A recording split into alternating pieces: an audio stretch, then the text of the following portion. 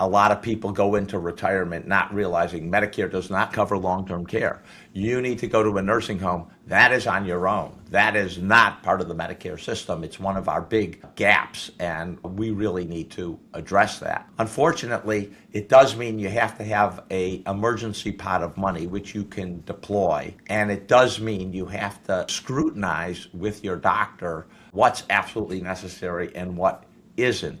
We also need to be realistic ourselves. How much care do we want at the end of life? How much chemotherapy would we want if we got cancer? The doctor may offer us what we call in the cancer field third or fourth line chemotherapy that isn't proven, and whether we take it or not is a decision of ours. And I do think we need to reflect on how much of that treatment we want and how much we don't want.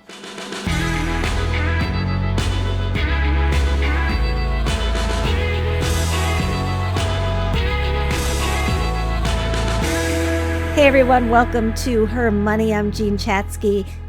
We spend a whole lot of time on this podcast talking about building a rich life, financially, professionally, personally. We talk about saving for the future, protecting our families, creating financial freedom. But there is a bigger question underneath all of that.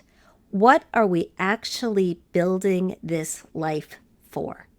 More than a decade ago, my guest today sparked a national conversation when he wrote that he hoped to die at 75, simply because he doesn't believe that our goal should be to live forever, but rather to live well, to live meaningfully, to be able to contribute to society and be intentional about how we spend our finite time on this earth.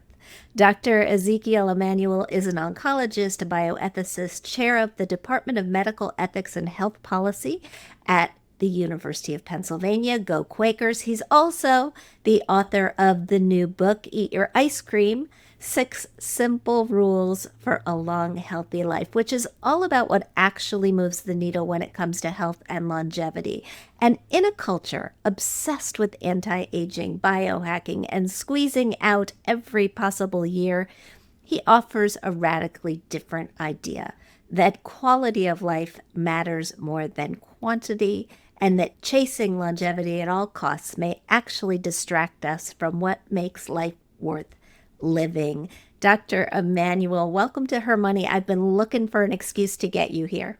Wow, I am very honored to be here and impressed by your very, very pithy summary of my philosophy, because you're 100% right. Well, tell us a little bit about you and how you got to this philosophy. Maybe I worry about, what's the worst that could happen a lot. But it seems to me that the worst that could happen for me is my body's doing great. The heart's working, the lungs are working, everything's good, all the hormones are working well, but the brain isn't working. And I have dementia or cognitive impairment. That would be hell. That would be awful. That would be terrible. And I recognize that in some ways, that is very much the inevitable place that many of us are going. And I don't want to be there. I've made clear to my wife and my kids, that's not for me. But if you have that view, you then think about what does it mean for the rest of life? How do I live a fulfilling and meaningful and contributing life? And that is the fundamental philosophy. That's why, 75 is so important, because basically dementia perks along very low level, and then it spikes up very sharply at 75 and continues to increase. Now, there are things you can do to affect that. So that's the basic philosophy. This particular book is, as you correctly point out, a society where we're obsessed by wellness, we're monitoring everything, we're trying to live to 150, as Brian Johnson points out, or other people argue, seems to me to get it wrong. It emphasizes living a long time instead of living a full life. And living a long time, there are limits to it. We know that biologically. And I think obsessing about, did I sleep well?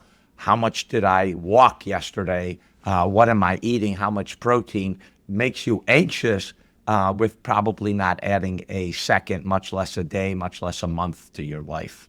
I agree with you on so much of that. I clipped a Time magazine cover from 2015 where they put this cherubic baby on the cover and declared it likely that he would live to be 142 years old. And it just made me nauseated because I don't want to do that. Well, let me make 2 points. First of all, you clipped 2015. Let me tell you, in 1909, the St. Louis Post-Dispatch had a headline that says, "Researcher says science will allow us to live to 150 or 200 years." 1909. We've Wow. been chasing the fountain of youth for a long time. The second point I would make is that we have not pushed up the person who's lived to the maximal age. That has stayed solid. Yes, we have more people living into their 90s, more people living into their hundreds and becoming centenarians, but going past 115, 120 has not happened at all, suggesting there really is a natural biological limit. Plus, I would say, I don't know how many people you know who are over 90 and certainly over 95 or 100. They're not dancing. They're not taking trips. You know, there is an occasional person who you meet who, yes, they are going out there, but most of them are literally in a chair, not moving. They have to be wheeled around. My mother's 92 and she has to use a walker and is now pretty much confined to a house. Her mind is sharp as hell. Sometimes I think that makes it just so much harder. You've been critical of the wellness industry, that much of what's being sold is simply being sold. It's not necessary. Supplements are on that list. What do you think it is about this quest for wellness that drives us to spend so much money when we pretty much know it's not going to do any good? So, first of all, we spend about anywhere between $1 and $2 trillion, depending on what you classify as wellness, per year in the United States on wellness, including supplements, Canyon Ranch, and all the other stuff. I think what's going on, honestly, is an attempt to have autonomy and control part of your life. We are living in very topsy-turvy times. This isn't the first time we've had a wellness obsession, not only in the United States, but in the world. The same was true between 1880 roughly and 1914, the start of World War I. And there are incredible parallels between those two times. First of all, industrial revolution. So then it was, automation and factories. Today it's AI. There were a lot of small wars. Then it was, the Russian-Japanese War, the Franco-Prussian War, Britain in the Boer War. Now we have the Iran War, but we've had Russia-Ukraine, we've had Israel-Gaza, we've had South Sudan. Lots of immigrants coming in to fill some of those factory jobs and other jobs in society. We've also had a lot of income inequality. You can go on and on. Then the response was exactly what it is. Vegetarian magazines, hygiene books, the flourishing of spas. Baden-Baden in the United States, we had spas in Saratoga. All similar. And I think in both cases, what you have is the world seems out of control. The world seems to do more to control us than we can actually control our life. And we want to assert some kind of control. And so wellness seems to be an area. The vaccines I take, the food I eat, the exercise I participate in, that's a place I can control. So I think that's what's going on today. That's what I think the motivation is.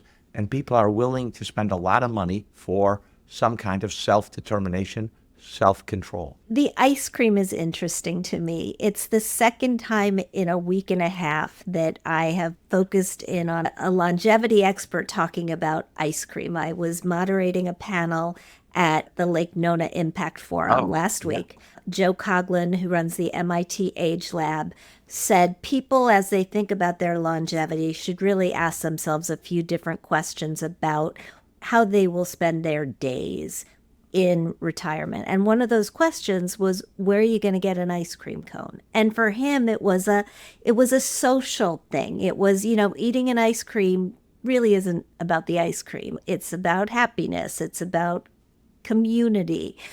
What drew you to the ice cream? Well, first of all, data drew me to the ice cream about, ice cream actually being good and not bad for you.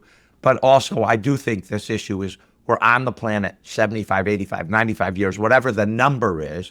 And you can either be despondent and sort of worry about the end, or you can say, look, I'm going to take joy in life and grab it and try to suck the marrow out of it, as Henry David Thoreau said. And I think ice cream is one of those things that almost everyone likes it.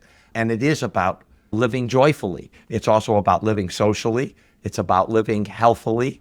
And I think it sort of embodies a philosophy of life, which is I am going to live life to the fullest, and ice cream represents that fullest. Now, that's not to say you eat a pint a night.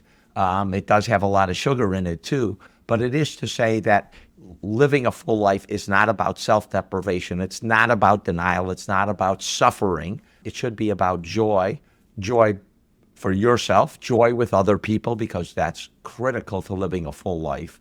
And so I do think ice cream embodies a lot of that. You lay out 6 principles in the book. I don't want you to tell us about all of them because I want people to go buy it. But tell me about your 2 favorites. Well, I think social relations is the most important thing. As I say in the book, my father was an inveterate extrovert. He loved talking to people. He thought people were the most interesting thing in the planet. And wherever we would go, he'd begin to strike up a conversation and ask people about themselves, why they were living where they were living, what they were doing, their families, where they came from. And it turns out that the data support him. And he did this long before there were extensive data on this. Lots of study, more than 3 million people studied that, social interaction is the most important thing you can do for your health, longevity, and your happiness.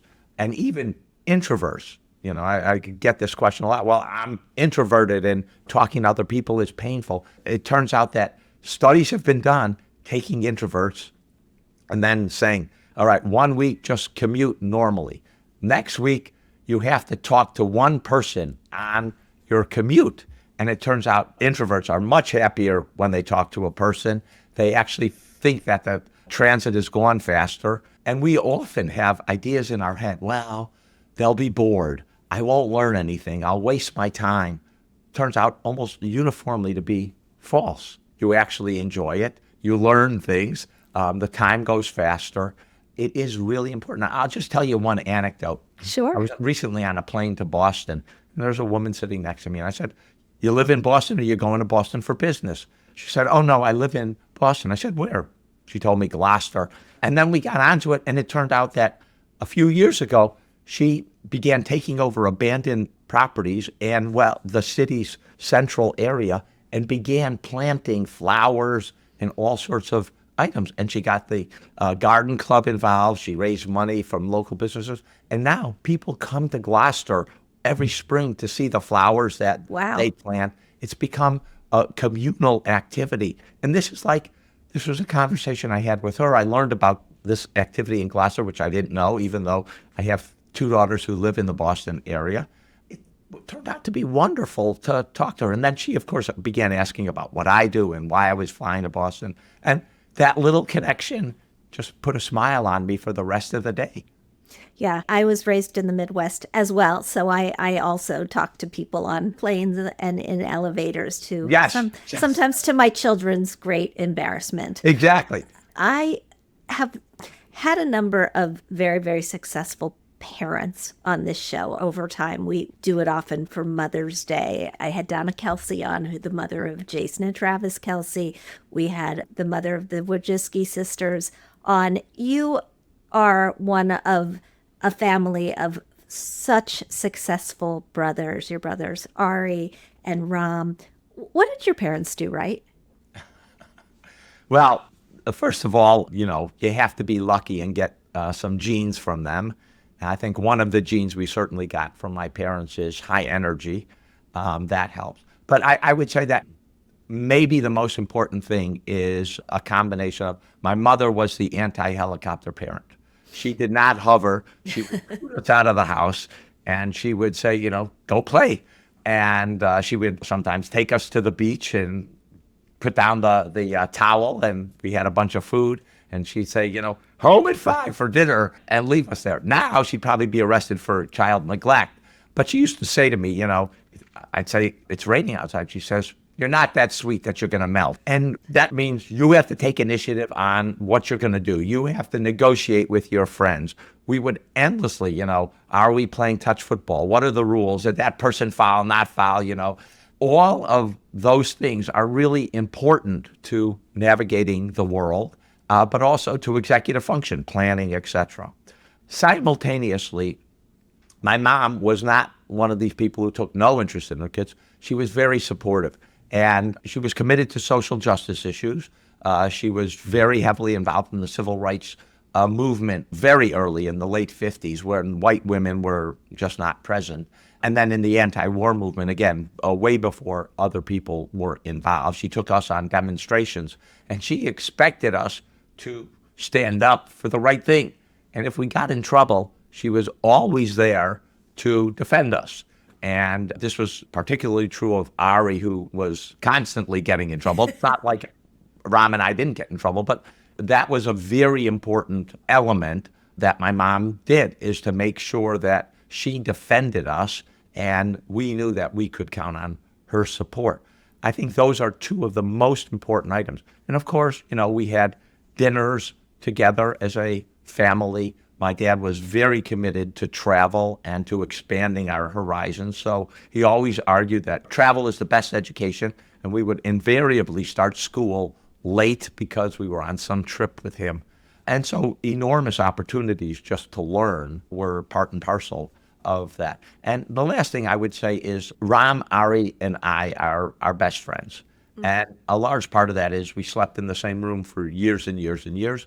But we also spent a lot of summers together where it was just us three, and we had to figure it out together. Of course, there was plenty of fighting. I mean, I joke that bedtime didn't happen until there was blood on the carpet. We will criticize each other heavily, and I always tell my people who work with me, you can't say anything to me worse than my brothers say to me every day. I can take that criticism because I know that it's really affection from them. Healthcare is one of the largest and probably also the least predictable expense that we have in retirement. How do you think about, and how do you think we should be thinking about, the true cost of aging today? I mean, even when you think about Medicare, retirees are spending a huge portion of their Social Security and total income just on premiums and copays. So for those of us who want to stay as healthy as possible for as long as possible, what's the game plan? It's a very, very important question. And I do think the system is breaking down. I think almost everyone feels that. What we're lacking is a plan to bolster the system. And some of it's healthcare, some of it's long-term care. And a lot of people go into retirement not realizing Medicare does not cover long-term care. You need to go to a nursing home. That is on your own. That is not part of the Medicare system. It's one of our big gaps, and we really need to address that. Unfortunately, it does mean you have to have an emergency pot of money which you can deploy, and it does mean you have to, I think, scrutinize with your doctor what's absolutely necessary and what isn't. I've always found it a little weird that we have a system that puts the cost of medicine on people, right? So I have a deductible, I have a copay, separately for my medications from my physician office visits and hospitalizations. I don't make those decisions. There's a little, 20 to 30% of healthcare where I make decisions about it, but most of those decisions are made by the doctor. Why am I financially responsible for what the doctor decides? Where they're going to do the surgery, which kind of chemotherapy I'm going to get. And I think we have to push to get that off of our plates. And one of the things that I think is most horrible is we're actually loading more financial responsibility on people, not less. And people have to put away a savings that can tide them over because they need to be able to get their health care and take their medications. But they also need to be pestering their congressmen and senators that this system is not working for them and that they need to be protected from those costs. We also need to be realistic ourselves. one of the most important issues is that we confront how much care do we want at the end of life? How much chemotherapy would we want if we got cancer? And I think we need to take some responsibility for those kind of issues too. The doctor may offer us, what we call in the cancer field, third or fourth line chemotherapy that isn't proven. And whether we take it or not is a decision of ours. And I do think we need to reflect on how much of that treatment we want and how much we don't want. And I'll just give you a story. My dad, on a Saturday night, he was out to dinner with my mom, fell down. They took him to the hospital. They did a head CAT scan, and it turned out he had a tumor in his frontal lobe. They transferred him to a hospital. I was in Washington, and he was in Chicago. I flew in the next morning. Already at the hospital on his floor, looking at his chart, was the neurosurgeon and the neuro-oncologist, the guy who gives chemotherapy for brain tumors. And I said to the people, this isn't going to happen. He's not getting chemotherapy. He's not getting surgery. He's 92. He's lived a great life. And you're simply going to ruin the last bit trying to squeeze out Lord knows what. And 10 days later, my father died. He'd seen the whole family. He died quite peacefully in his bed. That's the way you want to go. But you do have to be able to say to the system, no, we're not doing that.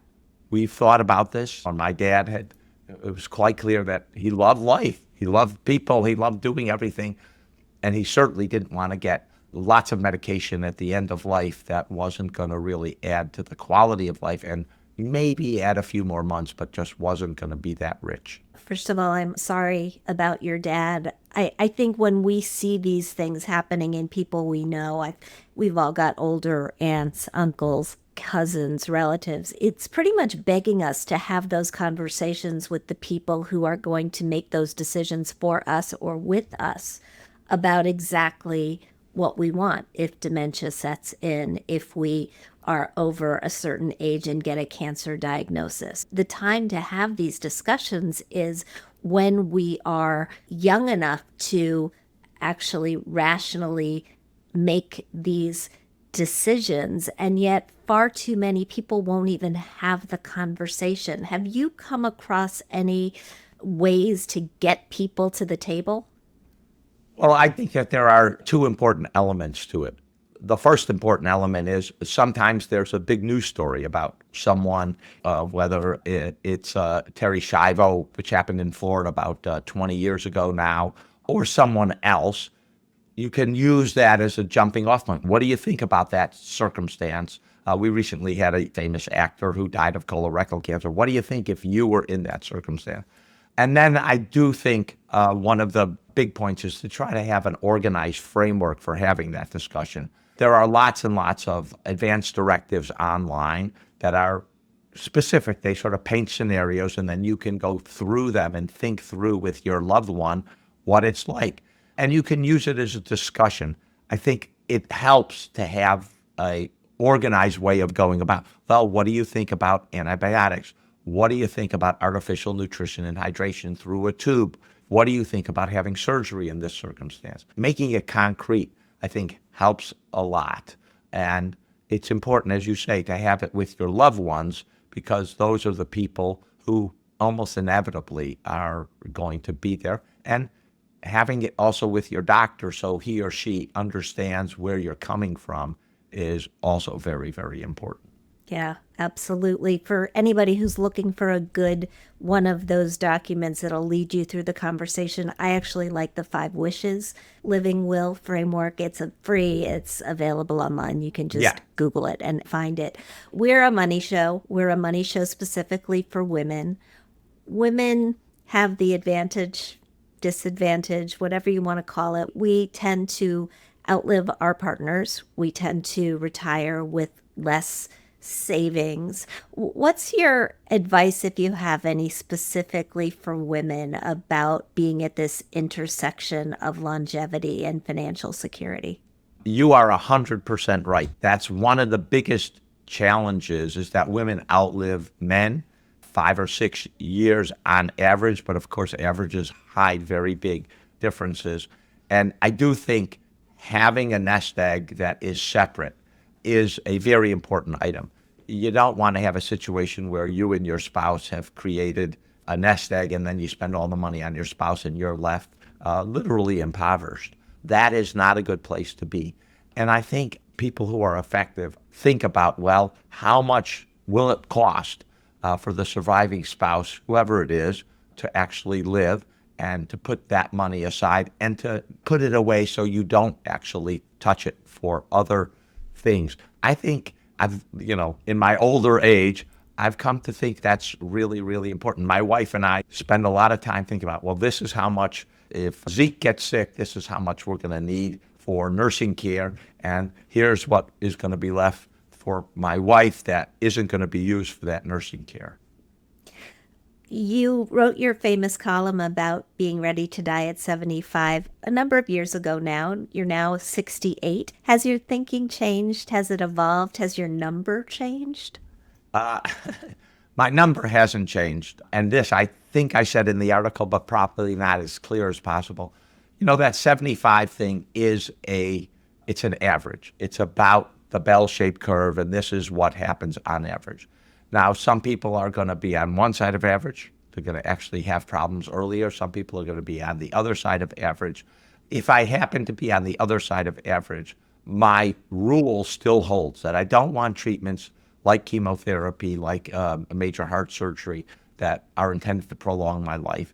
There are lots of other things I would take, hip replacement, cataract surgery, and things like that. And I haven't ruled those out.